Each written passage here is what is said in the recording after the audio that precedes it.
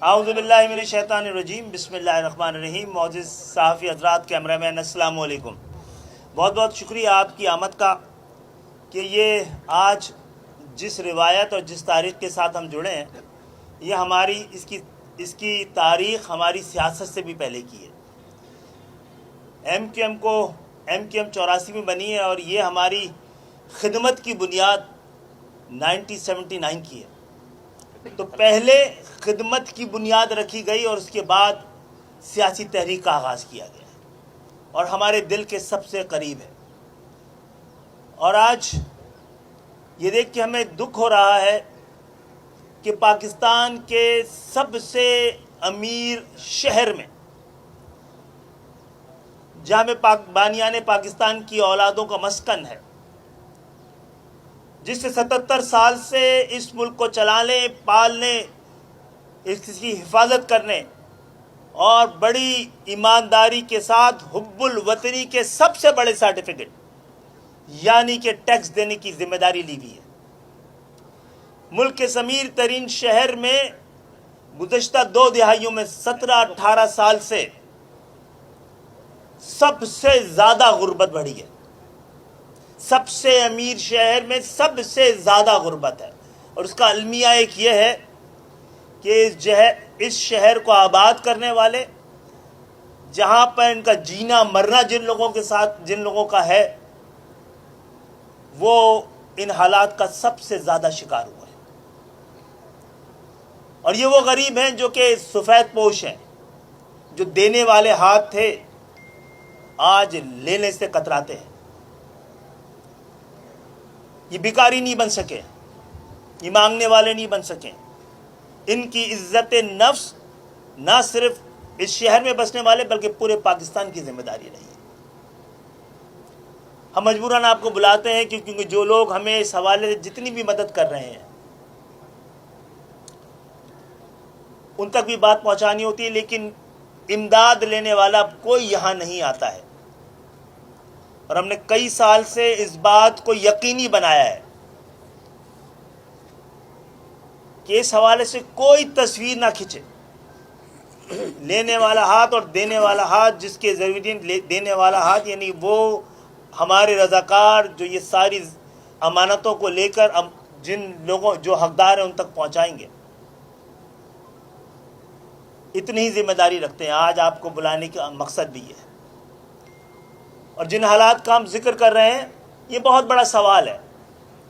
اس کے لیے آپ کو کوئی عدالت لگانے کی ضرورت نہیں ہے، کوئی تحقیقاتی کمیشن بننے کی ضرورت نہیں ہے کہ وہ شہر جو 2008 میں 9 میں دنیا کے ایمرجنگ شہروں میں تھا، اس طرح 17-18 سال کے بعد دنیا کے رہائش کے لحاظ سے بدترین شہروں میں اس کا شمار کیوں ہوتا ہے؟ ایسی کیا تبدیلی آ گئی تھی؟ اور یہ تبدیلی بار بار جب بھی آئی ہے، اس 50 سال میں پاکستان کی جو صورتحال بنی ہے، وہ پاکستان جو اقوام عالم میں سر اٹھا کے چلنے کے لیے بنا تھا، وہ پاکستان جو ملت اسلامیہ کے لیے ماڈل بنا تھا، یہ کس نے ہے جس نے منڈی بنا دیا؟ اس کے لیے اخبارات کے صفحات کافی ہیں۔ یہاں پہ کس نے وہ اقدامات کیے ہیں جس سے یہ شہر اور یہ صوبہ 2 حصوں میں تقسیم نظر آتا؟ کس نے طبقات بنا دیے ہیں ایک ہی صوبے کے اندر؟ آج اس شہر کی حالت یہ ہے کہ جس کے فنڈ سے پورے پاکستان میں موٹر وے ہے، جو موٹر وے کے قرضے ہیں اس شہر کو ہی پوری ذمہ داری کے ساتھ اتارنے ہیں۔ پورا پاکستان موٹر وے کے ذریعے کنیکٹ ہے۔ اس کا واحد پورٹ جو ہے پاکستان کا، اس کی گروتھ کا جو انجن ہے، جو اس کا انڈسٹریل اور کامرس کا کیپٹل ہے، وہ اس موٹر وے کے ذریعے پاکستان سے جڑا ہوا نہیں ہے۔ حیدرآباد کراچی کے درمیان، کراچی حیدرآباد کے درمیان کوئی موٹر وے موجود نہیں۔ اور حالات یہ ہیں کہ جو لوگ کمانے آتے ہیں وہ ڈکٹیٹ کر رہے ہیں۔ یہ ہمارے ادوار میں 2 بازو بنا دیے گئے تھے، right and left, northern bypass, southern bypass, لیکن کروڑوں روپے کا روزانے کا بزنس دھندا ہے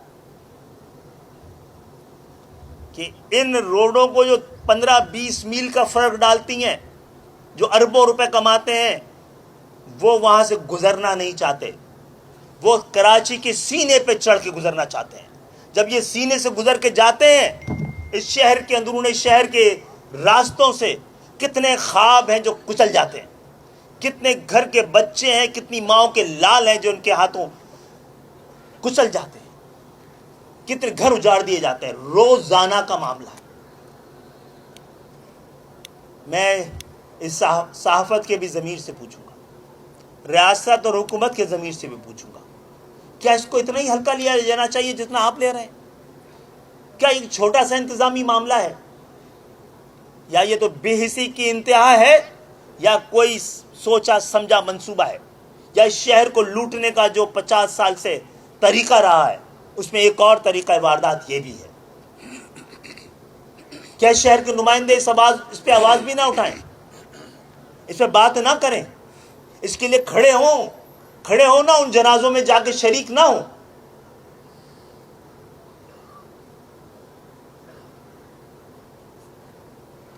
تو اس حوالے سے ایک بار پھر ہم متنبہ نہیں کر رہے، درخواست کر رہے ہیں آج کہ یہ عید سے پہلے اس حوالے سے کوئی واضح بیان آ جانا چاہیے، ورنہ جن کے بچے اس سڑکوں پہ کچل دیے جاتے ہیں وہ کھڑے ہو کے احتجاج کرنے لگے تو ہم ان کے احتجاج سے اپنے آپ کو کس بنیاد پہ، کس اخلاقی بنیاد پر، کس آئین اور قانون کے تحت، کس اصول کے تحت ان سے ہم اپنے آپ کو دور رکھ پائیں گے؟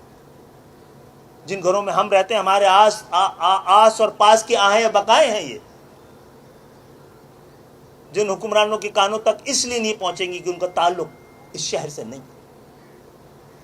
نہ ان پولیس والوں کا ہے جو اس سے رشوت کو لے کر اس خونی کھیل کا حصہ ہیں۔ اس شہر میں امن کا معاملہ پوچھا جاتا ہے، شہر کے امن کی وجہ ایک ہی ہے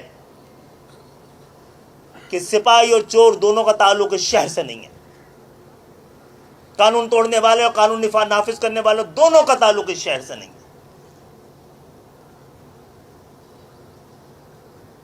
جس طرح ان 10-15 سالوں میں یہاں کی زمینوں کو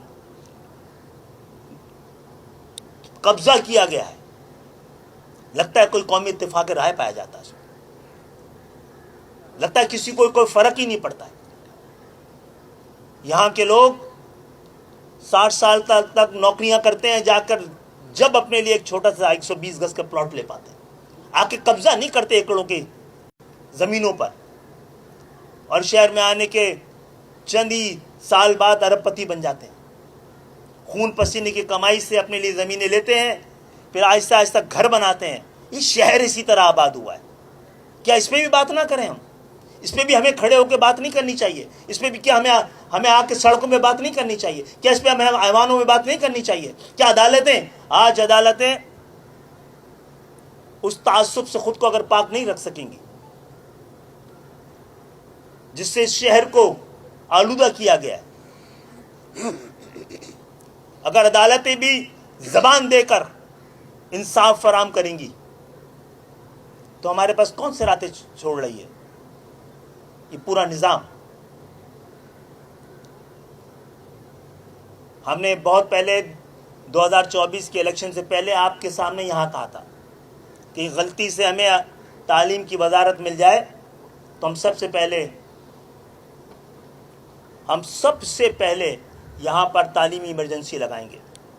اچھا، وزارت تعلیم تو صوبائی ہی ہے، یہ ڈیوالو سبجیکٹ ہے۔ آج تعلیم پہ جس صوبے میں سب سے زیادہ خرچ ہو رہا ہے ماشاءاللہ، وہاں سب سے زیادہ جہالت ہے، وہاں سب سے زیادہ آؤٹ آف اسکول بچے ہیں، وہاں پہ سب سے زیادہ لرننگ پاورٹی ہے۔ ہم نے درخواست کی ہے صدر مملکت سے